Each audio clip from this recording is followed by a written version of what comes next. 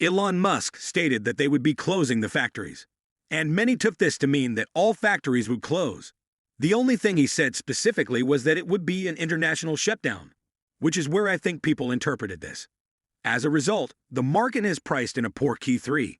To be fair, Elon only stated that production would be slightly lower in Q3 due to several factory upgrades. And based on the most recent Chinese production figures, that is exactly what happened. However, I do believe that China ran out of Model 3 inventory, which is why I believe that deliveries will also be slightly lower. Elon stated on the Q2 earnings call that they expect Q3 production to be slightly lower. Remember, this is just for the Model 3 line, which is only about 1/3 of Shanghai anyway. Elon also said so, just probably a slight decrease in production in Q3 for a sort of global factory upgrades again. Just a slight decrease. This is not a major loss in production, just a slight decrease. It looks like the downtime it took to upgrade to a Model 3 Highland was absolutely amazing. I have to hand it to Tesla. The fact they transitioned over to this new refreshed Model 3 in such a short period of time, with such minimal downtime, is impressive. And this tends to be what Tesla do excel at, the manufacturing pros, with the exception of the X and Z refreshes, which didn't go anywhere near as well. In fact, Tesla is still only at 2/3 run rate they were prior, and when Elon said global factory upgrades, that was unnecessary. Really, he could have just said Model 3 lines in Shanghai and Fremont. Instead, he basically said global shutdowns.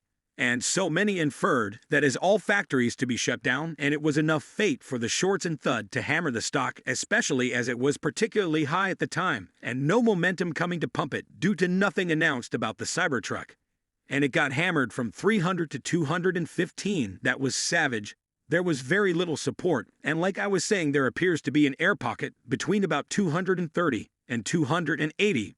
With little support or resistance, which makes it a trader's dream to manipulate anyway. It appears that we only did lose a very minimal number in production due to this Highland upgrade.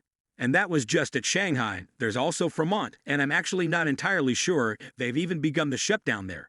Yeah, I would guess that Tesla would fly over a lot of the crew from China who just did the upgrade in Shanghai. But either way, we should assume that it shouldn't result in much downtime. And remember, these days, one line in Fremont won't necessarily make or break the company. But it would be great to see the Highland there, and perhaps the CEO will finally acknowledge that the Model 3 is getting a major update.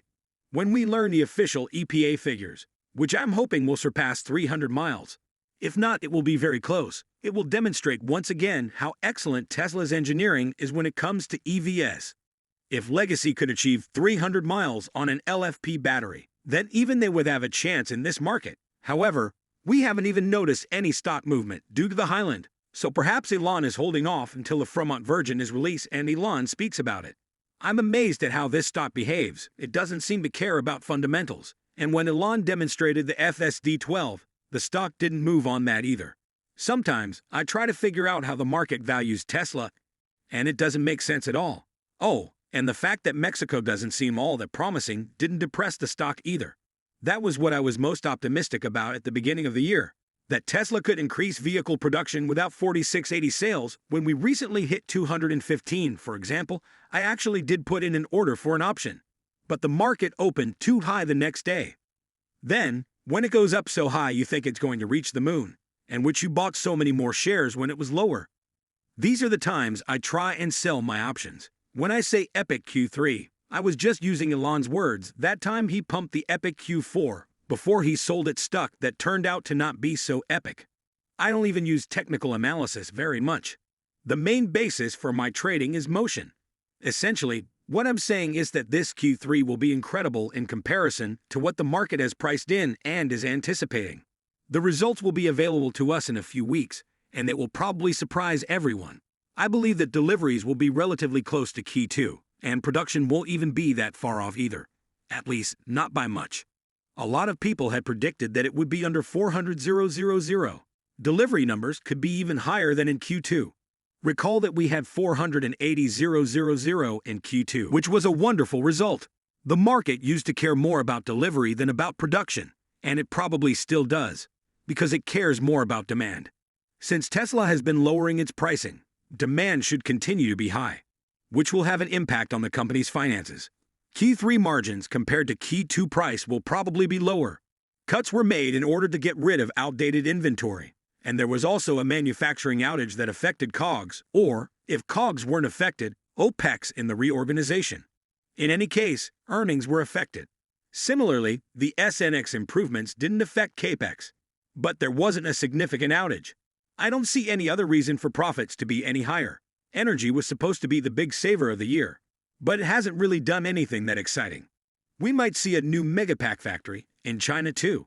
In any case, Q2 deployed less storage than Q1 anyway.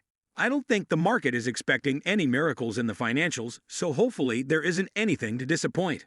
I think it will come down more to what Elon can spin in the earnings call. Although margins may be the lowest we've seen in a while, this has been priced in, and they probably won't be as low as the market was initially expecting.